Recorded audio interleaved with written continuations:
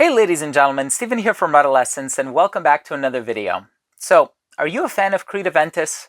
I know it's kind of one of these fragrances where there's an entire Facebook group dedicated to it and people wear t-shirts with the Aventus logo on them, but there are other people who are in the camp of they don't really see the hype in it or they're not a fan of it. Well, we know that Dua Fragrances is responsible for recreating or cloning a lot of these really popular and high-end niche fragrances. Oftentimes they sell for a really high price. So here we have a twist of the Aventus DNA. This one is called Poseidon'S Ottoman Supernova. I'm excited to give you my thoughts on this one, so make sure to stay tuned.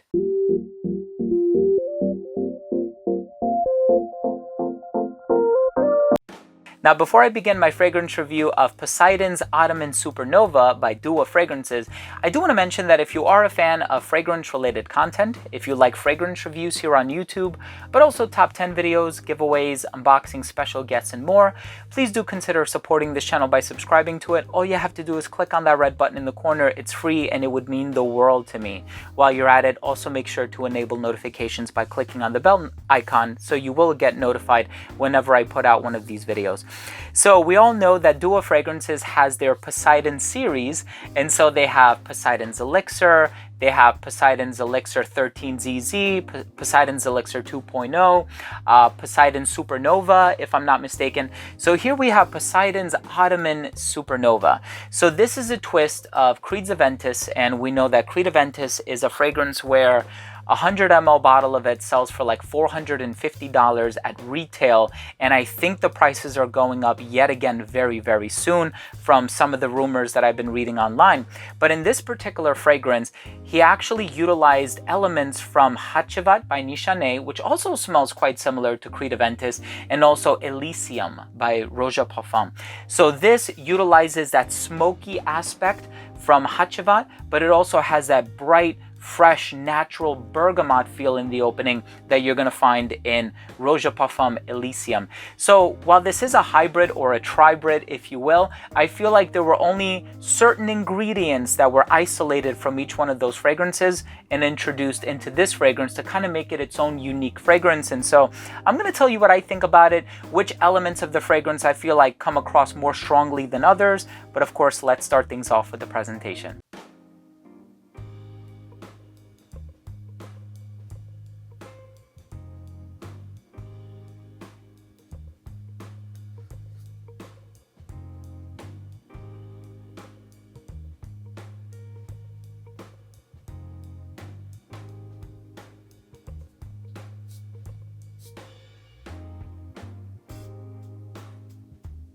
So in the opening of this fragrance, the first thing that I got is I was hit with the smoke.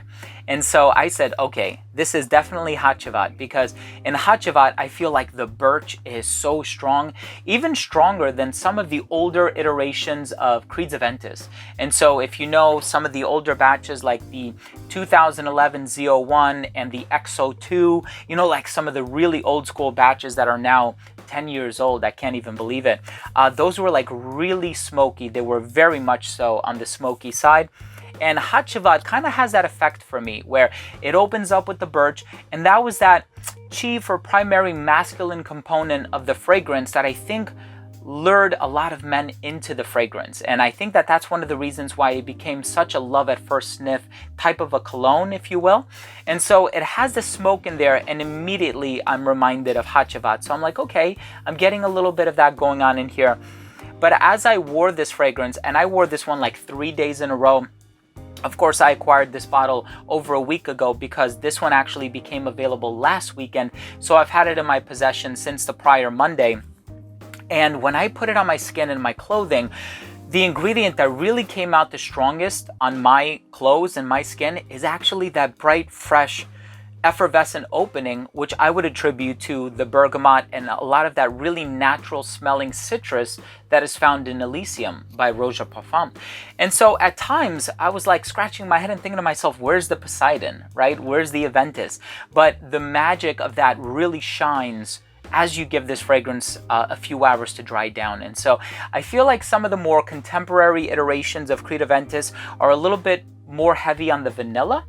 And so you do get that, but it's going to take a few hours to get there. And so it does kind of take you on this journey where you're hit with smoke in the opening with the birch tar. The smoke subsides after about 20-25 minutes or something like that, and then you have this really bright, enigmatic, and energizing and invigorating citrus that comes to the fore. But it's interesting because while citrus is an ephemeral classification or category of notes used in perfumery, it's actually very long lasting here. And so that ambergris citrus freshness lasts for several hours, and then in the deep dry down, when you do smell your hand or wherever you applied it, you'll be able to pick up on some of those faint nuances in the base that are possibly extracted from Creeds Aventus, like the cedarwood and the vanilla, and there is something just a little bit sweet, but to call this a sweet fragrance would be doing it a disservice and an injustice, because it's really more about the freshness, the citrus, and the smoke. And so I really do feel like the Poseidon is in the background here, and Ottoman and Supernova are in the fore. And just in case you didn't know, they actually do have their own inspired expression, aka clone, of Hachivat and Elysium. But this one is kind of like a tribrid, where it borrows elements from all three of these fragrances to sort of put out, you know, a unique fragrance in a sense. And so I do find that it strikes an even balance between the Ottoman and the Supernova, but I feel like the Poseidon is way in the background, and he doesn't get activated until several hours into the dry down of this fragrance. So if you are a fan of Creed Aventus, chances are that this is not going to be a Creed Aventus clone. It's such a strong twist of Creed Aventus that you'll more likely pick up on some of these other elements in here before you do the Aventus, unless of course you have the patience to wait a few hours as it dries down and the smoke kind of fizzles out. But ultimately, I do find that it took the best parts of each of those three fragrances and put it in one bottle. And so I don't know how long this took to produce, and I don't know, you know, how much, you know, R&D or how much, you know, lab hours were sponsored to put this together by their team of chemists, but it's really, really well done. It lasts a long time too. It is extrait de parfum concentration, which can be said about most Dua fragrances. And I would recommend, if you are interested, picking this up on the weekends, because that is when they typically run promotions. They'll do like a Dua 20 or a Dua 25 or something like that. So honestly, I love this fragrance. It's such an easy grab and go fragrance, such a high compliment getter, great office fragrance, and it's just so easy to pull off and so easy to wear. And so this is one that I'm personally going to be wearing a lot of in the months to come, especially now that it's starting to get a lot warmer outside. The snow is finally melting. What a relief.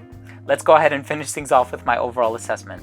So first up, in terms of the uniqueness and the overall smell, it's not really a unique fragrance because it does borrow elements from other fragrances, but I like how the overall picture that is painted here is equivalent to kind of layering these three fragrances, but you don't smell each of these three fragrances in their totality. It kind of feels like certain elements were kind of dissected and pulled apart from each one of these three fragrances and introduced into this tribrid, if you will. And so I do find it to be unique in that sense, that the overall smell is something that is not that I haven't encountered in any one other singular scent, but of course it does borrow elements from three very established fragrances in the market. But the overall smell is incredibly appealing, high compliment factor, and I'm personally a fan of it. In terms of the longevity on this one, 10 plus hours, which was really a surprise given the fact that the citrus that's used in here that is borrowed from Elysium is so bright and so refreshing, but there's something about the smoke and the vanilla and some of those other elements borrowed from the two other fragrances that I think create this resolute quality in the base, where it does actually end up lasting a very long time. The projection is fantastic for the first 2 to 2.5 hours of application. Didn't start to sit closer to the skin until about the 7-hour mark, and I would actually say that in the first 2 hours, yes, it did radiate beyond an arm's length, and so the projection on this one is really good.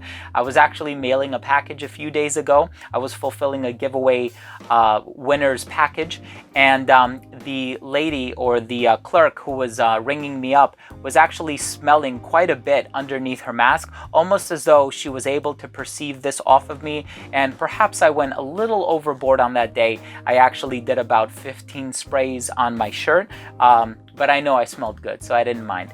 In terms of the versatility for this one, all seasons, all occasions. I do find that it leans a little bit masculine, but if you're a confident woman and you love the smell of this fragrance, please do not let anybody stop you from wearing this. I think this one has a certain level of sophistication with the citrus and the smoke that it can be worn by somebody who's a little bit older, but I think it has a professional aura about it and a well-groomed aura about it that if you're a little bit younger, you can wear this one as well, no problems there. So incredibly versatile.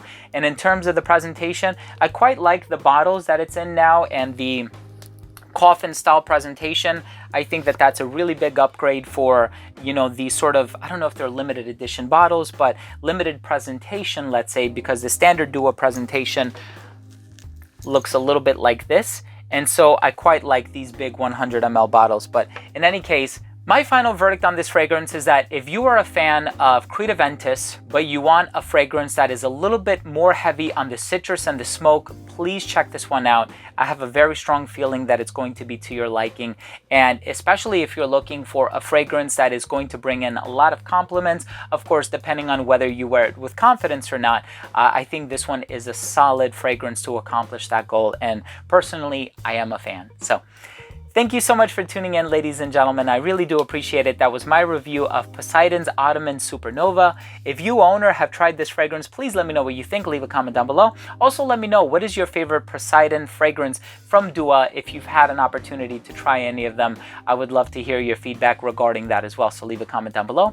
And again, if you are new to this channel and you took something of value from this video, please do consider supporting this channel by subscribing to it. It's free. All you have to do is click on that red button in the corner. And of course, while you're at it, make sure to enable notifications by clicking on the bell. Thanks again for watching. Love you all. We'll see you soon.